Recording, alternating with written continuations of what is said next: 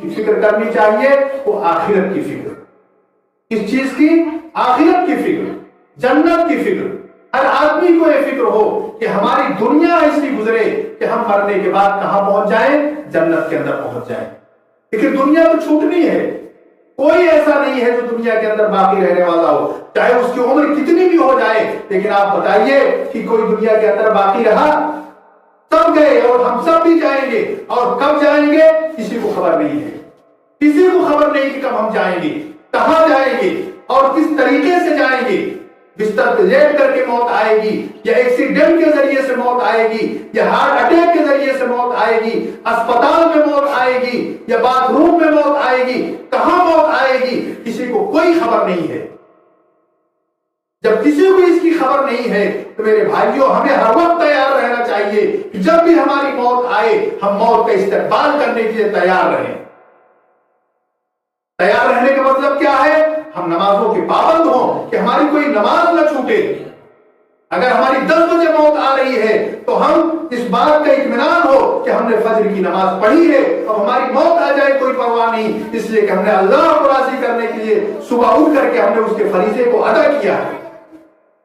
اگر ہمیں رات میں موت آ رہی ہے تو ہم عشاء کی نماز پڑھے بغیر نہ سوئیں، اس لیے کہ ہمیں اطمینان ہونا چاہیے کہ اگر ہمیں رات کی 12 بجے ہماری موت آئے تو اطمینان ہو کہ ہم نے رات کی عشاء کی نماز پڑھ کر کے اور اللہ کے فریضے کو ادا کر کے ہم نے میں بستر پر لیٹا ہوں، اب میری موت آ جائے کوئی پرواہ نہیں. ان دعاؤں کا اہتمام کریں جن دعاؤں کے نتیجے میں مرنے کے بعد جہنم سے خلاصی ملتی ہے. جیسے کہ حضور پاک علیہ الصلوۃ والسلام نے ارشاد فرمایا جو صبح و شام 7 مرتبہ یہ دعا پڑھ لے گا وہ مرنے کے بعد جہنم سے بری ہو جائے گا. کون سی؟ اللہم اجرنی من النار، اللہم اجرنی من النار. بالکل چھوٹی سی دعا ہے. 7 مرتبہ جو صبح و شام پڑھ لے گا مرنے کے بعد وہ کہاں جائے گا؟ وہ سیدھا انشاءاللہ جنت کے اندر جائے گا، وہ جہنم کے عذاب سے بچ جائے گا. وہ کون سی دعا ہے؟ اللہم اجرنی من النار، اللہم اجرنی من النار. اسی طرح سے اللہ کے رسول نے ارشاد فرمایا جو ہر فرض نماز کے بعد آیت الکرسی پڑھتا ہے اس کے جنت میں جانے کے راستے میں صرف اس کی موت رکاوٹ بنی ہوئی ہے. ادھر موت آئی اور ادھر جنت کے اندر پہنچ گیا. کون؟ جو ہر فرض نماز کے بعد آیت الکرسی پڑھتا ہے. لیکن ظاہر ہے کہ جو نماز پڑھے گا وہی آیت الکرسی پڑھے گا. اب جو نماز ہی نہیں پڑھتا ہے، جیسے آج ہمارے یہاں کا ماحول ہے، ہمارے بچے ہمارے جوان سب مسجدوں سے دور ہیں. موت آ جاتی، کیسی کیسی موت آتی ہے. پیشاب استنجا نہیں پاک ہے، اسی طرح سے نہ معلوم کیسی ناپاکیاں ہیں، اور گاڑی پہ ایکسیڈنٹ ہو گیا اور اسی ناپاکی کی حالت میں انسان دنیا سے رخصت ہو گیا. میرے بھائیو سوچنے کی بات ہے. ہم اللہ کے دربار میں جا رہے ہیں جہاں ہماری حالت نکل رہی ہے، ناپاکی کی حالت میں موت نکل رہی ہے. گالی منہ سے نکلی اور جان نکل گئی. شراب پی رہے ہیں اور شراب پیتے ہوئے جان نکل گئی. جوا کھیل رہے ہیں اور کسی نے آ کر کے گولی ماری اور جوا کھیلتے کھیلتے جان نکل گئی. ڈاکہ کر کے اور چوری کر کے بھاگے ہیں اور پولیس والوں نے گرفتار کیا اور گولی مار دی اور چوری کرنے کی حالت میں ہماری جان نکل گئی. ہم اللہ کو کیا منہ دکھائیں گے؟ اللہ کو کیا جواب دیں گے؟ خدا کے سامنے ہم کس منہ سے میدان محشر کے اندر حاضر ہوں گے کہ حضور کے امتی ہیں اور چوری کرتے ہوئے ہماری موت آئی، ناپاکی کی حالت میں ہماری موت آئی، گندے کام کرتے ہوئے ہماری موت آئی. میرے بھائیوں اور دوستو، ہر وقت ہم موت کے لیے تیار رہیں اور موت کی تیاری کریں، اور ہمارے نگاہ کے سامنے ہر وقت ہماری موت ہونی چاہیے، ہماری قبر ہونی چاہیے، قبر کا گڈھا ہونا چاہیے. کہ قبر کا جو گڈھا ہے وہ قبر کے اندر جب ہم لٹائے جائیں گے. آج ہمیں روشنی پسند ہے، لائٹ نہ آئے رات کے اندر تو ہم بے چین ہو جاتے ہیں کہ اندھیرا نظر آ رہا ہے، لائٹ نہیں ہے. جس کے پاس پیسہ ہوتا ہے انورٹر لگا دیتا ہے. لیکن میرے بھائیوں اور دوستوں، وہ قبر کا جو گڈھا ہے میری ماں اور بہنوں، اس کے اندر روشنی کا ہم نے کیا انتظام کیا ہے؟ اس کے اندر روشنی کہاں سے کرو گے؟ اس کے اندر انورٹر کہاں سے لگواؤ گے؟ اس کے اندر لائٹ کہاں سے آئے گی؟ اس کے اندر اجالے کا کیا انتظام ہم نے اور آپ نے اور ہماری ماں اور بہنوں نے کیا ہے؟ اللہ کے رسول نے ارشاد فرمایا الصلاۃ نور، نماز روشنی ہے. جو انسان پابندی کے ساتھ نماز پڑھے گا اس کی قبر کے اندر جب وہ رکھا جائے گا تو وہ قبر کیا ہو جائے گی؟ روشن ہو جائے گی. قبر کیا ہو جائے گی؟ روشن ہو جائے گی. फिर वहां अंधेरा नहीं रहेगा, वो दुनिया दूसरी दुनिया है, वो दुनिया बदल जाएगी और तारीख और तंग गड्ढा है, वो क्या हो जाएगा, वो जहां तक उसकी निगाह जाएगी वहां तक उसको फैला दिया जाएगा, वहां तक उसको क्या दिया जाएगा, उसको फैला दिया जाएगा जहां तक उसकी निगाह जाएगी। फिर जन्नत की खिड़कियां खोल दी जाएंगी और जन्नत की खिड़कियां आएंगी। उस कब्र के अंदर रोशनी कहां से आएगी, जो कुरान की तिलावत करेगा वो कुरान वहां पर अल्लाह की तरफ से उसका सिफारिशी बन करके आ जाएगा। हदीस के अंदर आता है कि जो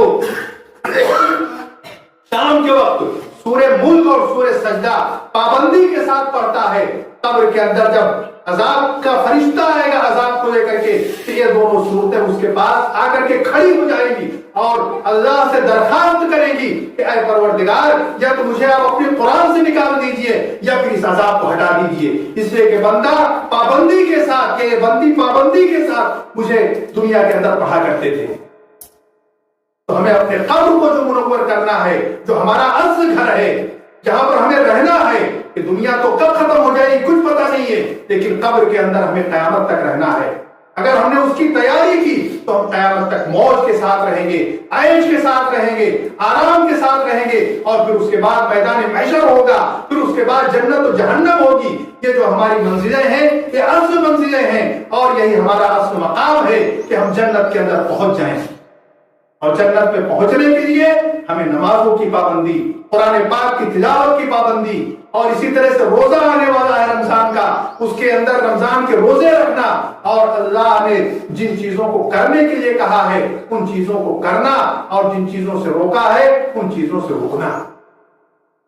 नमाज तो आदमी पढ़ लेता है, लेकिन कभी कभी पड़ोसियों के हुकूक हमसे रह जाते हैं, पड़ोसियों को हम तकलीफ देते हैं, उनकी जमीन दबा लेते हैं, कमजोर कोई पड़ोसी है तो उसके बच्चों को सताते हैं। अल्लाह के रसूल ने इरशाद फरमाया कि बहुत सख्ती के साथ इरशाद फरमाया कि वल्लाहि ला युमिन, वल्लाहि ला युमिन, वल्लाहि ला युमिन, खुदा की कसम वो मोमिन नहीं हो सकता, खुदा की कसम मोमिन नहीं हो सकता, खुदा की कसम मोमिन नहीं हो सकता। सहाबा ने पूछा मन या रसूल अल्लाह, कौन अल्लाह के रसूल? हुजूर ने इरशाद फरमाया मन ला यमन जारुहु बवाइफहु, जिसका पड़ोसी उसकी शरारतों से महफूज ना हो, डरता रहता हो बेचारा कि हमारा पड़ोसी ताकतवर है, मजबूत है, उसके बाद जो है बहुत सारे लोग हैं, कई भाई हैं और हम तो कमजोर हैं, कब वो हमारा खेत दबा दे, कब हमारी जमीन पर कब्जा कर ले, कब चढ़ के आ जाए और हमारे घर के बच्चों को हमको मारे। जो ऐसा पड़ोसी हो जो अपने पड़ोसी को तकलीफ पहुंचाए, चाहे जितनी नमाज पढ़ता हो, जितने रोजे रखता हो, अल्लाह के रसूल ने इरशाद फरमाया वो मोमिन नहीं हो सकता।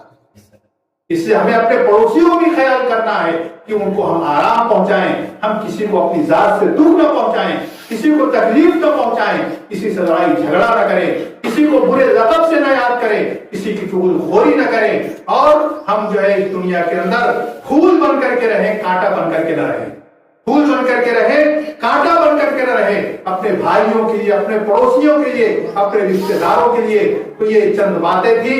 पहली बात तो हम अपने ईमान और अकीदे की फिक्र करें, उसके अंदर कोई हमें किसी तरह की कोई कमी और कमजोरी हम न आने दें और हर चीज बर्दाश्त कर लें, लेकिन ईमान और अकीदे के अंदर दाग आ जाए, हमें यह चीज हरगिज जो है बर्दाश्त नहीं होनी चाहिए। दूसरी चीज, जहां हम रहते हैं एक दूसरे का ख्याल करें, एक दूसरे की इज्जत और एहतराम करें, और किसी के अंदर ऐब न लगाएं, किसी की जासूसी न करें, और किसी के ऐबों को उजागर न करें, उनके ऐबों को छुपाने की कोशिश करें। और तीसरी बात यह है कि हम अपने आखिरत की फिक्र करें, कब्र की तैयारी करें, और हमें जो काम करना चाहिए, अल्लाह का शुक्र है कि हम सब जानकार हैं, वो चीजें जानते हैं जो अल्लाह रब्बुल इज्जत ने करने के लिए कहा है, और जिन चीजों से रोका है हम वो भी जानते हैं कि क्या चीजें गुनाह की हैं, क्या चीजें सवाब की हैं। बस मेरे भाइयों और दोस्तों, माँ और बहनों, सिर्फ आज़्म करने की जरूरत है, फैसला करने की जरूरत है कि हमें चाह ले, हम फैसला कर ले और दिल के अंदर ठान ले कि हम पक्का और सच्चा मुसलमान बन करके रहना है, अल्लाह को राजी करना है, और मरने के बाद हमें इंशाअल्लाह जन्नत में जाना है, और अपनी कब्र को हमें खुशहाल बनाना है, चौड़ा बनाना है, कुशादा बनाना है। हम इसकी फिक्र कर लें और तैयारी कर लें, इंशाअल्लाह हमारी दुनिया भी जन्नत हो जाएगी, हमारी आखिरत भी जन्नत बन जाएगी। अल्लाह रब्बुल इज्जत हम सबको इन बातों पर अमल करने की तौफीक अता फरमाए। व आखिरु दावाना अल्हम्दुलिल्लाहि रब्बिल आलमीन।